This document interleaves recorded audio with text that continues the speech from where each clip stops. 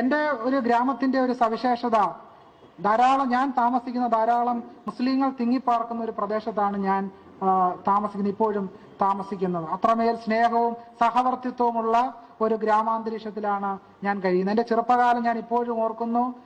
ബലിപ്പെരുന്നാളുകളൊക്കെ വരുമ്പോൾ എൻ്റെ വീട്ടിലൊന്നും ഭക്ഷണം വെക്കുന്ന ഒരു കാര്യമേ ഇല്ല. കാരണം അന്ന് ഈ ഞങ്ങളുടെ സഹോദരങ്ങളുടെ വീട്ടുകളിൽ നിന്നെല്ലാം ഭക്ഷണം കൊണ്ടുവരികയാണ്. അതായിരുന്നു അന്നത്തെ ഒരു സവിശേഷത. പക്ഷേ അടുത്തിടെ നടന്ന ഒരു പ്രതിഭാസമുണ്ട്. കഴിഞ്ഞ 5 വർഷത്തിനുള്ളിൽ ഞാൻ നാടിനെ വീക്ഷിക്കുമ്പോൾ കാണുന്നത്, തൊട്ടടുത്തൊരു നദി, പമ്പയാറിന്റെ ഒരു കൈവഴി, ഞങ്ങളെല്ലാം കുളിച്ചുകൊണ്ടിരുന്നൊരു സ്ഥലം, അമ്പലത്തിൽ തൊട്ടടുത്ത ഗ്രാമക്ഷേത്രത്തിൽ ഒരു ദേവപ്രശ്നം വെക്കുന്നു. ഈ സപ്താഹയജ്ഞത്തിന് കൊണ്ടുവരുന്ന ബിംബത്തെ വർഷത്തിലൊരിക്കൽ ഈ പമ്പയാറ്റിൽ കുളിപ്പിക്കണം. തൊട്ടടുത്തൊരു മുസ്ലിം പള്ളിയും ഉണ്ട്. അങ്ങനെ ഗ്രാമത്തിലെ സ്ത്രീകൾ കുളിക്കുകയും തുണി അലക്കുകയും പശുക്കൾ വെള്ളം കുടിക്കുകയും ചെയ്തുകൊണ്ടിരുന്നൊരു സ്ഥലം. ഇതാ വർഷത്തിലൊരിക്കൽ ആറാട്ട് ബിംബവുമായി നാട്ടിലേക്ക് ഈ പമ്പയാറിന്റെ കൈവഴിയിലേക്ക് ഘോഷയാത്ര വരുന്നു.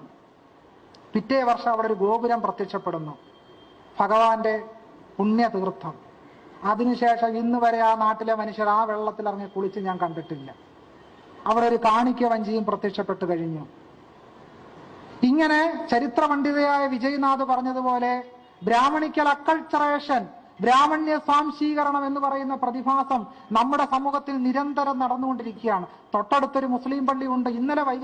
കഴിഞ്ഞ ദിവസം വൈകുന്നേരം ഞാൻ അതിന്റെ സമീപത്തു കൂടി വന്നപ്പോൾ ഞാൻ ഭയപ്പെടാൻ കാരണം തൊട്ടടുത്ത് ഈ തീർത്ഥസ്ഥാനമാണല്ലോ, തൊട്ടടുത്താണ് പള്ളിയും. അപ്പൊ ഏത് നിമിഷവും അവകാശവാദം ഉന്നയിക്കാവുന്ന രീതിയിലുള്ള മിത്തുകളുടെയും അമ്മുമ്മ കഥകളുടെയും നിർമ്മാണം നമ്മുടെ സമൂഹത്തിൽ നിരന്തരം നടന്നുകൊണ്ടിരിക്കുകയാണ്. നാം എന്താണ് ചെയ്യുന്നത്? ഇതിനെതിരെ സംസാരിക്കേണ്ടവർ തന്നെ അതിനെ സാധൂകരിക്കുന്ന നിലപാടുകളുമായി മുന്നോട്ട് പോയാൽ കേരളം ആർജിച്ചെടുത്ത നാരായണ ഗുരുവിലൂടെയും സഹോദരൻ അയ്യപ്പനിലൂടെയും നാം ആർജിച്ചെടുത്ത പലതും നഷ്ടപ്പെടാനുള്ള എല്ലാ സാധ്യതകളുമുണ്ട്.